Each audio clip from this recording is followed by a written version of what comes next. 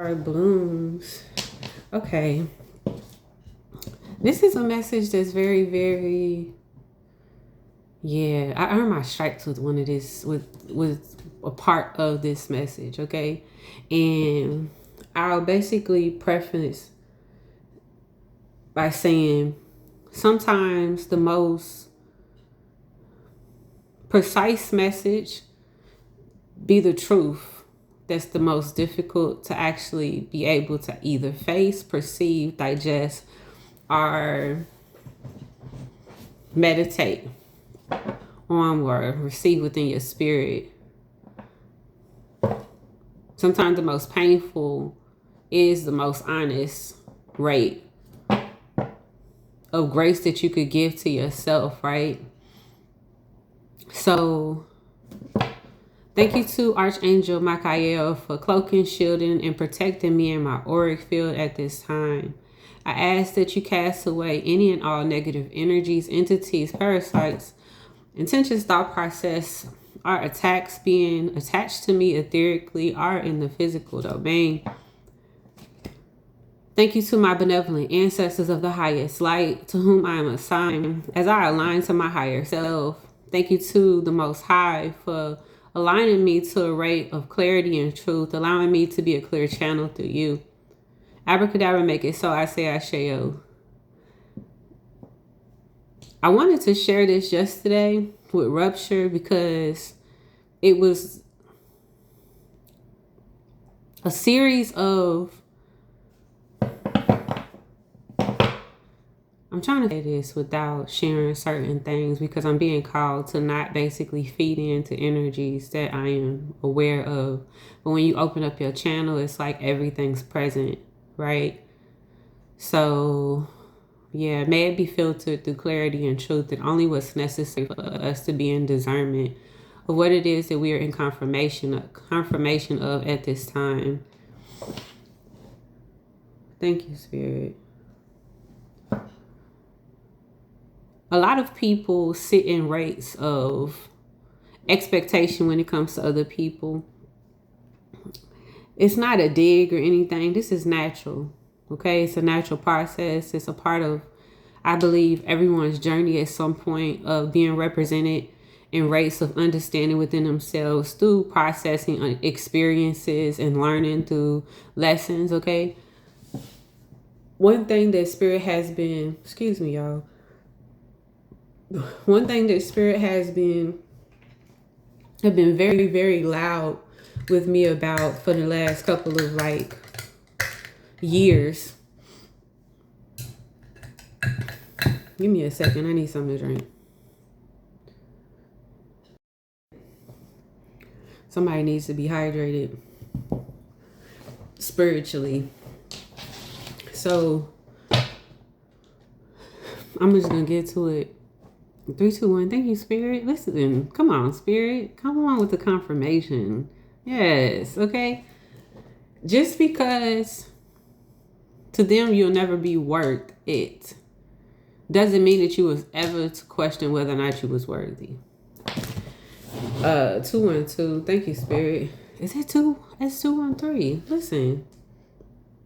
Yeah. You have to be at this bold anticipation of how you've been in commitment with you and aligning within your main meridians, within your vessel, within yourself on a spiritual level, and how you've allowed yourself to nurture the spaces and the rates of you that were literally entrapped in rates of misunderstanding because you allowed yourself to be silenced in this frozen state of interpretation through other people's lenses. All right. Worth is optional. Okay. What do I mean by that? For me to decide whether or not something is worth my investment, worth my attention, worth me engaging with it. That's me in my opinion. That's me and my morals. That's me and my preference. That's an individual thing that's casted either onto other things or is projected or willed from within. Okay. Worthy. Okay. It's something that you innately embedded with. 444. Something that you innately embedded with. And a lot of times we be sitting, waiting for somebody to show up with something that we believe we are deserving of, because we feel like we're worth it, right? And then we don't allow ourselves to live in race of truth that people be literally putting in our face, but sometimes it be hard to digest because it be the truth. It hurts your feelings, right? It hurts how you perceive the connection. It hurts how you interpret the relationship.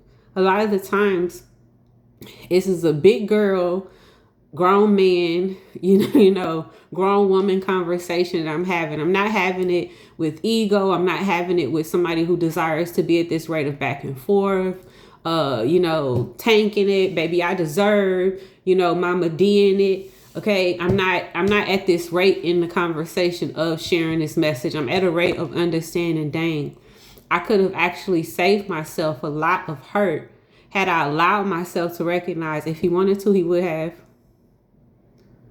Yeah, it was always time, right? It was always enough.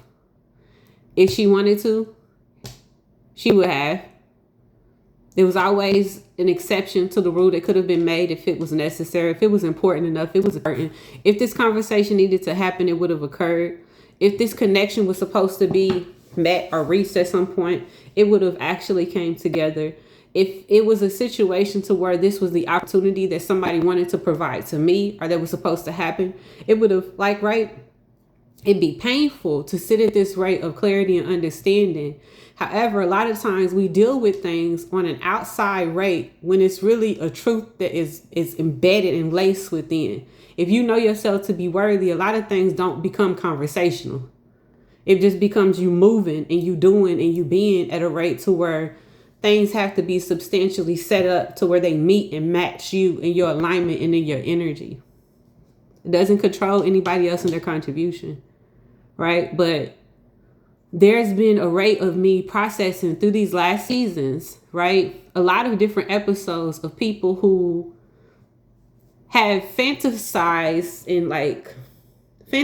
high rates of narration and crash outs in this ability to force within spirit, right? To do things to take away people's free will because they're not in agreement with what it is that you believe to be in receipt of or worthy of. When in truth, you may just need to find the compatible space and rate that's actually going to meet you at who you are and where you are at. And a lot of the times when you get to this point where you allow yourself to being able to recognize this dose of grace, like I said, that you really, really give yourself. Okay. It's a good rate of medicine that you give yourself in love, right? Where you allow yourself to be seen, right?